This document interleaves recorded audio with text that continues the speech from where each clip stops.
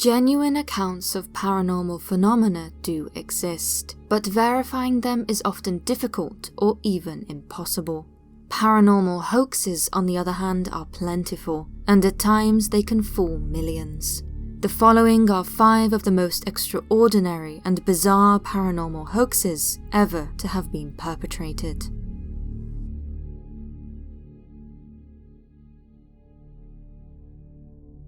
In 2006, a video appeared online which claimed to provide proof of time travel. The footage, taken on a mobile phone, was uploaded to several websites by a Swedish man called Håkan Nordqvist.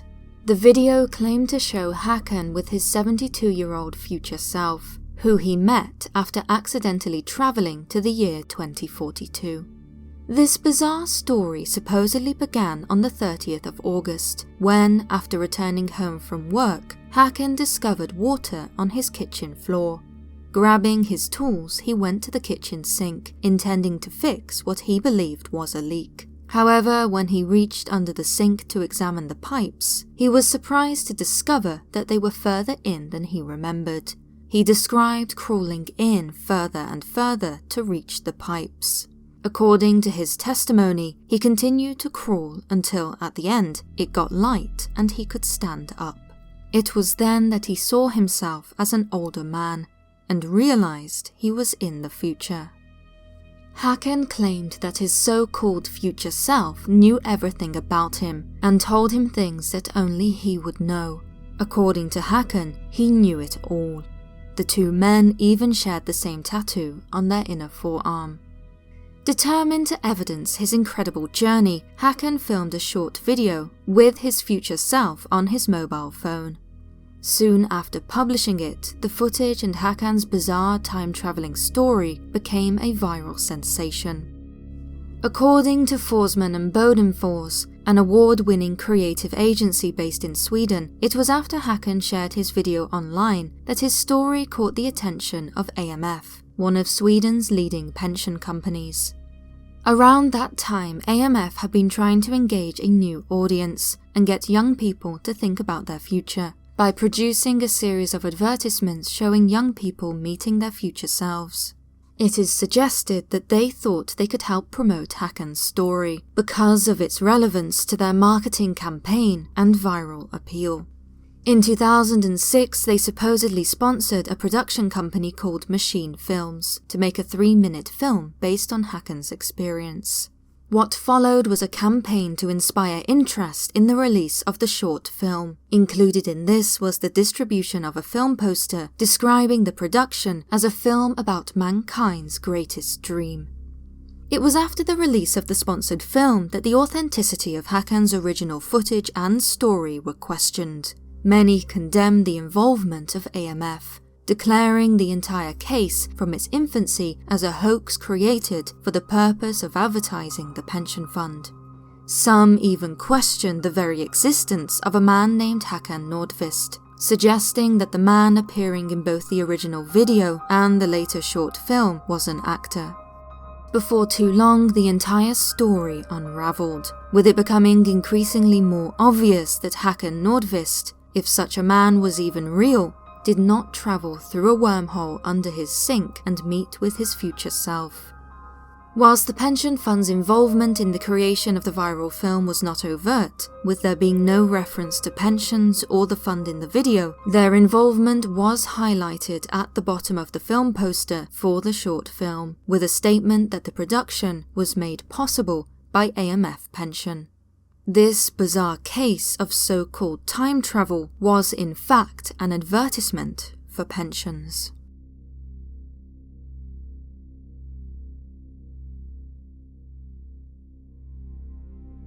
In August 1995, a film reel was televised in the United States that would shock the entire world.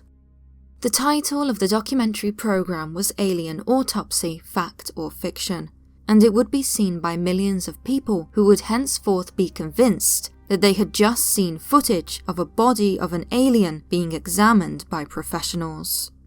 The program claimed that the film had been taken in the aftermath of the infamous alleged UFO crash at Roswell, New Mexico in 1947.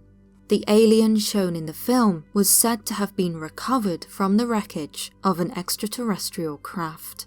Now in the possession of an extraterrestrial life form, the government supposedly drafted in medical personnel to perform a secret examination on camera.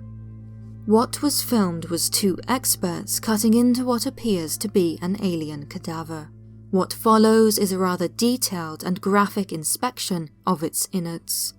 Towards the end of the film, some of what is presumed to be the alien's artifacts are held up for inspection in front of the camera. The documentary did much to suggest that this footage was real, even featuring a reputable forensic pathologist who stated that the procedures depicted in the film were those actually performed in post-mortem examinations. Other experts also corroborated this, but did not make a statement on whether or not they believe there was a real alien in the film. Even so, the program was clearly biased towards suggesting that the footage was real. Perhaps somewhat strangely, it was a UFO expert interviewed for the film, Kevin D. Randall, who stated that they believed the footage was a hoax. His concerns as to the genuineness of the film were not, however, included in the documentary. So where had this bizarre film come from? The footage belonged to Ray Santilli and Gary Shoefield, two men with experience in the entertainment industry. They claim to have acquired the footage from the original cameraman, who himself claimed to have owned a copy for many years. For many years, the footage was regarded as definitive proof of extraterrestrials by many enthusiasts, especially as the story was seemingly corroborated by the supposed original cameraman and other experts. It was not until the 2000s that the truth started to be unveiled. Suspicions intensified until, eventually, Santilli and Shoefield publicly announced that the film was indeed a hoax. In an interview in 2006, over 10 years after the original presentation of the film as genuine, they admitted that the footage was fake, and instead described it as a reconstruction of a film Santilli had viewed in 1992. According to their admission, the popularized footage contained only a few frames from the original 22 rolls of film. The original film, they claimed, had been degraded beyond the point of usability by heat and humidity by the time they had raised enough money to purchase it. Far from featuring an extraterrestrial cadaver, their so-called reconstruction had instead included a dummy alien, filled with raspberry jam, sheep brains, and other remnants from a local wholesale meat market. The artifacts shown at the end were also fabricated, with the letters on the supposed alien objects merely being the Greek word for freedom. Santilli and Shoefield even admitted that the cameraman they presented as genuine was a homeless man they picked up off the streets of Los Angeles and filmed in a motel. In a bizarre stroke of luck, the homeless man used to be an actor. Simultaneous to the pair's admission of fraud was the release of the British comedy film Alien Autopsy, which presented the hoax from the perspective of Santilli and Shoefield, as per their admissions of it being a so-called reconstruction of a damaged film. It was at the end of the movie that surviving segments of the purported real footage were supposedly shown. Despite Santilli and Shoefield having proved their untrustworthiness, many believed these snippets of footage to have been a veiled disclosure of the real alien film they claimed to have possessed. The director of the film and Santilli have been silent on the matter, which has only increased the speculation. Even so, others who worked for the movie studio have stated that it was all a hoax. Whilst most people now regard the Alien Autopsy film as an elaborate hoax, there are still some who believe it to be real. They maintain that Santilli and Shoefield's admission of falsification is some sort of elaborate cover-up of a real event, and that the actual evidence was indeed revealed at the end of the 2006 movie. For most, however, including Spiros Malaris, the filmmaker and magician who worked with Santilli and Shoefield and led the filming of the production, the footage is nothing more than trickery. As a magician, I wanted to create the biggest illusion ever performed on a global stage.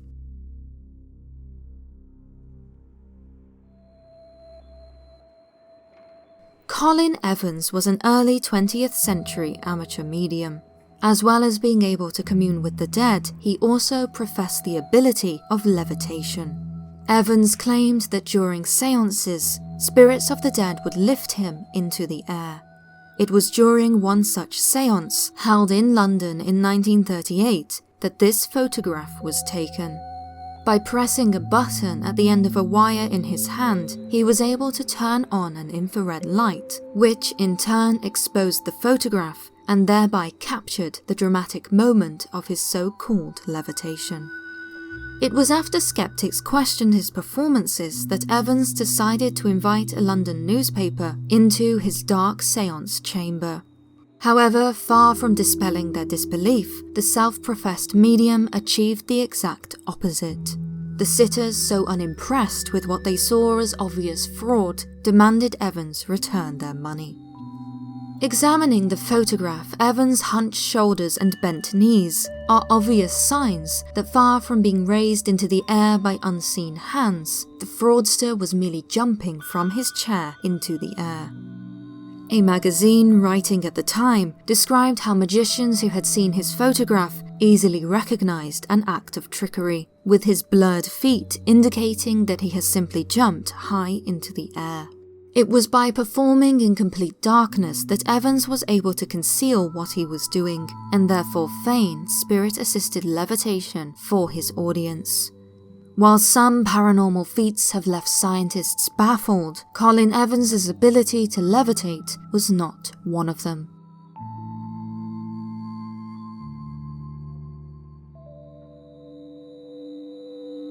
In the summer of 2006, a video emerged on the internet depicting what was claimed to be a fallen angel in the forests of Catalonia, Spain. Since this video emerged, many have used it as evidence to support the existence of everything from fallen angels, to aliens, to chupacabras, to vampires, as well as a whole other menagerie of supernatural creatures. People interpreted the strange figure featured in the film through whatever lens they wished, with many news outlets reporting on it as being genuine footage. And at first glance, the bizarre video is somewhat convincing, with its backstory compelling and conceivable.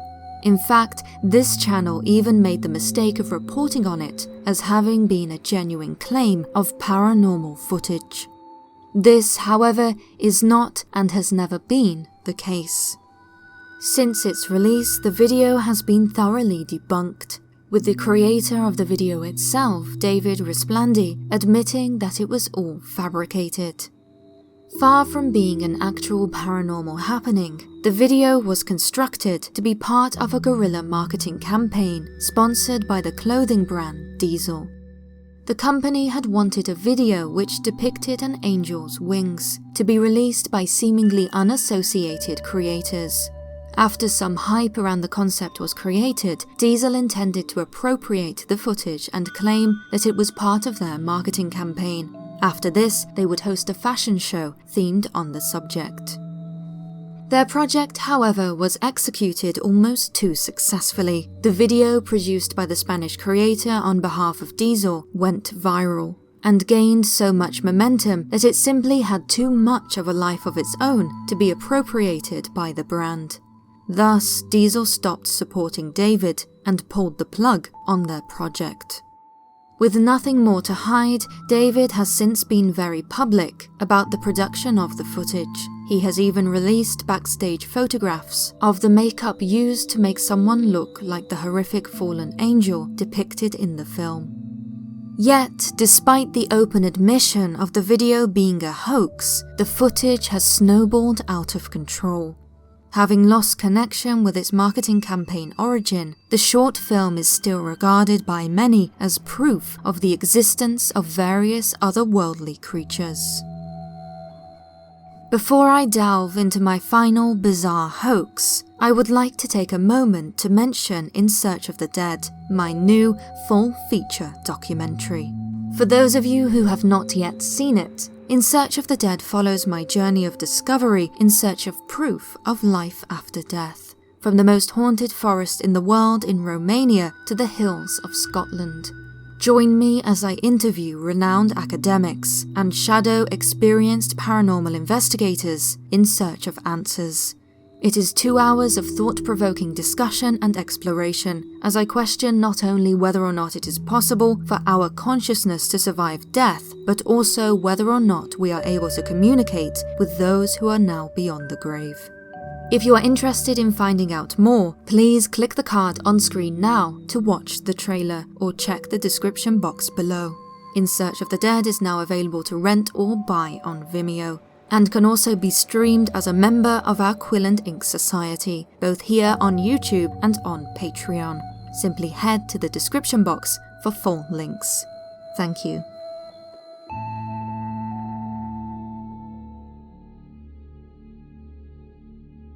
For the past 3 decades, a strange story centering on a secret Soviet scientific mission has been circulating.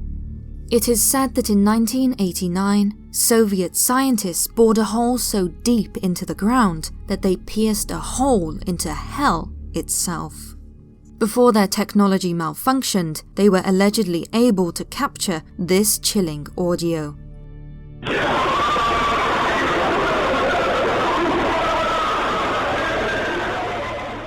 To the sound of unfathomable human torment, it is claimed that the scientists recorded temperatures exceeding 1,100 degrees Celsius. Unable to stand the heat and the sound, many fled. For those who remained behind, the groans and screams of agony continued until a plume of luminous gas gushed forth from the hole and revealed the shape of an enormous winged creature, who left the Russian words for "I have conquered" etched in the flames for all to see. In order to control and contain the frenzy that followed, medics are said to have promptly sedated everyone at the site to erase their short-term memory. This elaborate and chilling story was first broadcast on the Trinity Broadcasting Network, an evangelical television network that also produced printed media. In late 1989, a few months after the alleged incident, they printed and televised a story with the sensational title, "Scientists Discover Hell."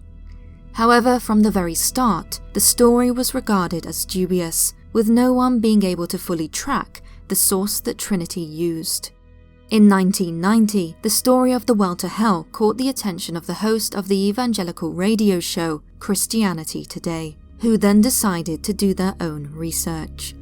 They were able to track Trinity's source to an evangelical minister from Texas called R.W. Schambach. He claimed to have got the story from a small Finnish Lutheran magazine, where a staff member had written down the story from memory after having read it in a daily Finnish newspaper in a section where readers sent in their personal stories. According to the reader who had sent in the story, they had read about it in a Finnish paranormal newsletter, the source of which was a California newsletter operated by Jewish Christians. The trail was a long and complicated one, to say the least, with the original story having been passed through many hands before making it to Rich Bueller, the host of Christianity Today. Unable to trace the story beyond the California newsletter, it seemed as though the trail had gone cold. There was, however, a second source, for the Texan evangelist had stated that a Norwegian man by the name of Age Rendelin had sent them a letter confirming the original event. The letter, it turned out, had the Norwegian man's contact details, which, up until this point, no one had bothered to use. Now in Bueller's hands, he contacted Rendelin to inquire as to the genuineness of the story.